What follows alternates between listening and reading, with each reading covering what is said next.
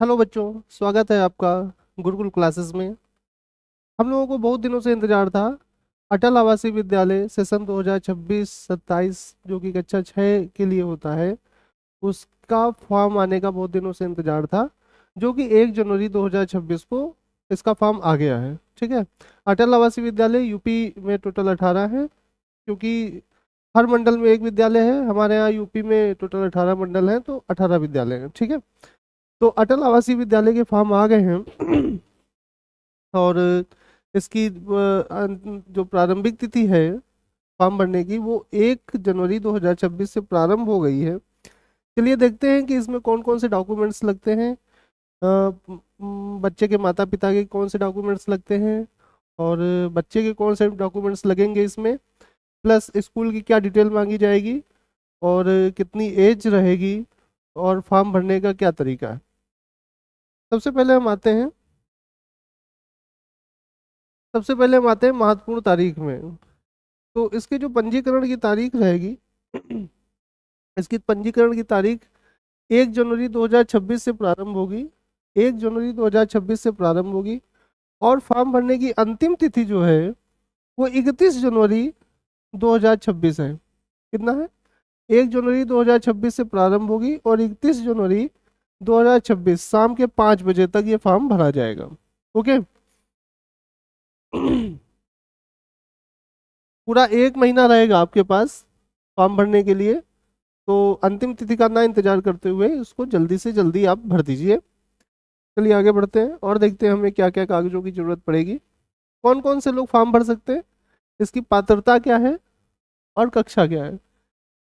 अटल आवासीय विद्यालय में दो प्रकार की परीक्षाएं ली जाती हैं। दो प्रकार से बच्चों का चयन होता है, दो प्रकार से बच्चों का एडमिशन होता है। पहला तो जो बच्चे कक्षा 6 में पढ़ रहे होते हैं वो बच्चे जाते हैं, और कक्षा 9 में जाते हैं बच्चे। ठीक है। कक्षा 6 में जाते हैं मतलब वो इतने समय कक्षा 5 में होंगे। कब होंगे? इतने समय कक्षा 5 में होंगे। और कक्षा 9 में जिनका चयन होगा वो इतने समय कक्षा 8 में होंगे। ठीक है। तभी तो कक्षा 8 पास करके वो अटल में जाएंगे, या कक्षा 5 पास करके वो अटल आवासीय में जाएंगे। इसमें से आपको ये ध्यान देना है, यह बच्चों के लिए जिनके माता पिता पंजीकृत निर्माण श्रमिक हैं, रजिस्टर्ड कंस्ट्रक्शन वर्कर्स हैं। ठीक है। एक हमारे यहाँ श्रम कार्ड बनता है जिसको भवन निर्माण वाला होता है। ये श्रम कार्यालय से बनता है। हर जिले का अपना एक श्रम कार्यालय होता है, वहाँ से इसका फॉर्म मिलता है, या वहाँ से आप जो है ये कार्ड बनवा सकते हैं। ठीक है। भवन निर्माण वाला कार्ड होता है, वहाँ से इसका फॉर्म बन जाता है। प्लस इसमें हमें ये ध्यान देना है कि ये जो कार्ड होता है, ये जो कार्ड होता है, ये कार्ड 3 वर्ष से एक्टिव रहा हो। मतलब आप उसमें हर वर्ष 20 रुपए का शुल्क होता है वो दे रहे हो। 20 रुपए का जो शुल्क है वो आप हर साल दे रहे हो, और 3 साल से वो एक्टिव हो, वो कार्ड जो है वो 3 साल से एक्टिव हो, तो आपका बच्चा पात्र है इस विद्यालय में बैठने के लिए। ओके। चलिए आगे बढ़ते हैं। श्रमिक के माता पिता के डॉक्यूमेंट्स कौन से चाहिए? श्रमिक का पंजीयन कार्ड चाहिए, रजिस्टर्ड कार्ड चाहिए। ओके। ये आपको कहाँ से बनता है? ये बनता है श्रम कार्यालय से बनता है। हर जिले का अपना श्रम कार्यालय होता है, वहां से बनता है। लेकिन इसकी एक शर्त होती है, ये 3 वर्ष पुराना होना चाहिए। पिछले 3 वर्ष से ये एक्टिव होना चाहिए। 3 वर्ष से ये एक्टिव होना चाहिए कार्ड। ऐसा नहीं हो सकता है कि आपने 3 वर्ष पहले या 4 साल पहले ये कार्ड बनवाया हो, फिर आपने इसमें कोई भी शुल्क ना जमा किया हो। शुल्क का मतलब 20 रुपये सालाना होता है। 20 रुपये सालाना आपने नहीं जमा किया है तो आपका ये कार्ड डीएक्टिवेट हो गया है, तो आपका बच्चा फॉर्म नहीं भर सकता है। इसको आप श्रम कार्यालय में जाकर इसको कैसे भी करके एक्टिव करवाइए जाके, अगर नहीं है तो। 90 दिन का काम करने का प्रमाण पत्र, वर्क सर्टिफिकेट चाहिए। ये कहाँ से बनेगा? ये बनेगा, जैसे कोई निर्माण श्रमिक होता है। निर्माण श्रमिक का मतलब होता है जैसे मजदूर हो गया, लेबर हो गया, मिस्त्री हो गया, बढ़ई हो गया, इलेक्ट्रीशियन हो गए। और ये लोग भवन निर्माण में इनका योगदान रहता है, ये लोग कार्य करते हैं भवन निर्माण में। तो जैसे कहीं किसी किसी के घर में भवन बना रहे हैं, कोई भवन बन रहा है, तो वहाँ के मालिक से, ठीक है, ओनर से वो एक फॉर्म लेकर उसमें साइन करवा लेंगे, और उसमें लिखवा लें कि मैं 100 दिनों से 150 दिनों से इनके यहाँ काम कर रहा हूँ, और नाम अपना, पिता का नाम और आधार संख्या सब लिखवा के उसमें भवन मालिक से साइन करवा लेंगे, तो वो प्रमाणित हो जाएगा, और ये वाला कागज उसमें फॉर्म भरते समय लग जाएगा। ओके। फिर आधार कार्ड लगेगा। आधार कार्ड इसमें दोनों का लगेगा, बच्चे के भी लगेंगे, मतलब बच्चे के भी लगेंगे और माता पिता के भी लगेंगे, ठीक है। आय जाति और निवास प्रमाण पत्र भी लगेगा आपका। बच्चे का, बच्चे की जाति लगेगी, बच्चे का निवास लगेगा, माता पिता का आय जाति निवास तीनों लगेंगे, ठीक है। श्रमिक की एक फोटो लगेगी, श्रमिक की एक फोटो लग जाएगी। ओके। श्रमिक की एक फोटो लगेगी, मतलब बच्चे की माता या पिता की। फिर बच्चों को क्या चाहिए? बच्चों की 2 फोटो चाहिए, बच्चे का आधार कार्ड चाहिए, स्कूल द्वारा प्रमाणित प्रमाण पत्र चाहिए। अब इसमें क्या होगा, एक प्रमाण पत्र बनेगा स्कूल से, उसमें स्कूल बताएगा कि विद्यार्थी जो है, जिसका नाम दैट दैट दैट कुछ भी है, वो उसके माता पिता का नाम राम मान लेते हैं, उसका नाम, उसके माता पिता का नाम शिव कुमार है, तो मान लेते हैं कि लिखा होगा कि बच्चे का नाम ये है, पिता का नाम ये है, निवासी ये है, और ये इस कक्षा में पढ़ता है। मेरे विद्यालय में इसका एडमिशन कक्षा 2 में हुआ था, वर्तमान में कक्षा 5 में पढ़ रहा है, और ये मैं प्रमाणित करता हूँ, उसमें स्कूल की मोहर लग जाएगी और साइन लग जाएगा। ओके, ये रहेगा। स्कूल कौन सा होना चाहिए? स्कूल बस मान्यता प्राप्त होना चाहिए, ध्यान रखिएगा। कौन सा स्कूल होना चाहिए? मान्यता प्राप्त होना चाहिए। स्कूल कौन सा? स्कूल होना चाहिए मान्यता प्राप्त।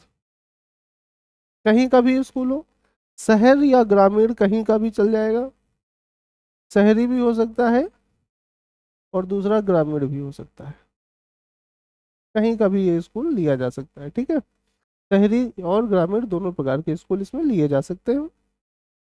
बच्चे का रिपोर्ट कार्ड चाहिए प्रीवियस ईयर्स के, तो प्रीवियस ईयर का रिपोर्ट कार्ड चाहिए तो आपको कक्षा 4, कक्षा 4 और कक्षा 3, कक्षा 3 की मार्कशीट आपको अपने पास अंक पत्र इसके रखने पड़ेंगे, ठीक है।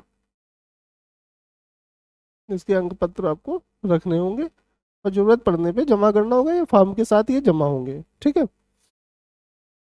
माता का आधार कार्ड और पिता का आधार कार्ड, माता के साथ पिता का भी आधार कार्ड इसमें लगेगा। ओके, चलिए आगे बढ़ते हैं। उम्र सीमा कितनी होनी चाहिए? कक्षा 6 के जो बच्चे हैं, मतलब कक्षा 6 के लिए जो इतने समय वर्तमान में कक्षा 5 में पढ़ रहे हैं, उनकी उम्र सीमा कितनी होनी चाहिए? उनकी उम्र सीमा 1 मई 2014 से 31 जुलाई 2016 होनी चाहिए। इसमें ये दोनों तारीखें भी शामिल हैं, 1 मई भी शामिल रहेगी और 31 जुलाई।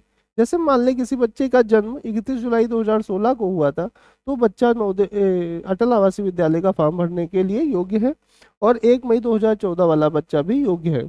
शर्त क्या है? शर्त है बच्चा वर्तमान सत्र में कक्षा 5 में पढ़ रहा हो। ओके। फिर आते हैं कक्षा 9 के लिए। कक्षा 9 के लिए बच्चे का जन्म 1 मई 2011 से 31 जुलाई 2013 के मध्य होना चाहिए। दोनों तारीखें शामिल रहेंगी, 1 मई और 31 जुलाई दोनों तारीखें इसमें शामिल कर दी जाएंगी।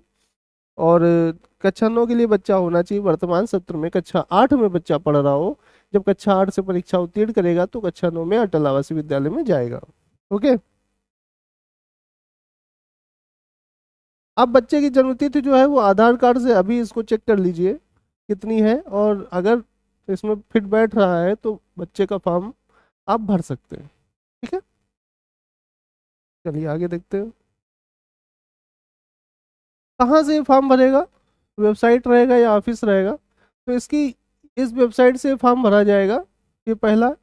दूसरा, श्रम कार्यालय है, हर जिले में एक श्रम कार्यालय होता है, वहाँ कार्यालय में जाके, उस श्रम कार्यालय में जाकर आप जो है, आप इसका फॉर्म ले सकते हैं। आप फॉर्म आ चुके हैं, वहाँ जाकर फॉर्म ले लीजिए, पूरा भरने के बाद वहीं जमा कर दीजिए। ऑनलाइन वाला झमेला मत रखिए। ऑनलाइन अगर आप भरवा सकते हैं तो UPPOCW.in में जाके इस फॉर्म को भर भी सकते हैं ऑनलाइन। और ऑफलाइन मेरे हिसाब से ऑफलाइन बेटर रहेगा, क्योंकि हमें तुरंत पता चल जाएगा कि फॉर्म गलत है सही है क्या है, बस थोड़ा सा आना जाना रहेगा। वहाँ से फॉर्म लेके उसको भरवा दीजिए और फॉर्म भर जाएगा। कितना बच्चा सिलेक्ट होता है? कक्षा 6 के लिए जो है, कक्षा 6 के लिए, क्लास 6 के लिए बॉयज़ जो है मतलब लड़के 80 लिए जाते हैं, और गर्ल्स जो है, गर्ल्स ली जाती हैं 80। टोटल 160 बच्चे लिए जाते हैं। कितने बच्चे लिए जाते हैं? 160। ये कहीं ज़्यादा इजी एग्ज़ाम होता है, फिलहाल ये इजी एग्ज़ाम है। कारण इसके साफ है, क्योंकि इसमें निर्माण श्रमिक के बच्चे जाते हैं जो कि अभी उतने जागरूक नहीं है, और जिनके पास है भी निर्माण श्रमिक वाला कार्ड वो लोग फॉर्म नहीं भरवा रहे हैं अपने बच्चों के। और जो लोग बच्चे तैयारी, उनकी अच्छी तैयारी है, उनके पास उनके माता पिता निर्माण श्रमिक नहीं है, इस वजह से वो फॉर्म नहीं भर पा रहे हैं। तो अभी आप श्रम कार्यालय जाइए और वहाँ से फॉर्म लेकर इसको यथाशीघ्र भर दीजिए। 31 जुलाई 2026 लास्ट डेट है, उसके पहले ये फॉर्म भर दीजिए।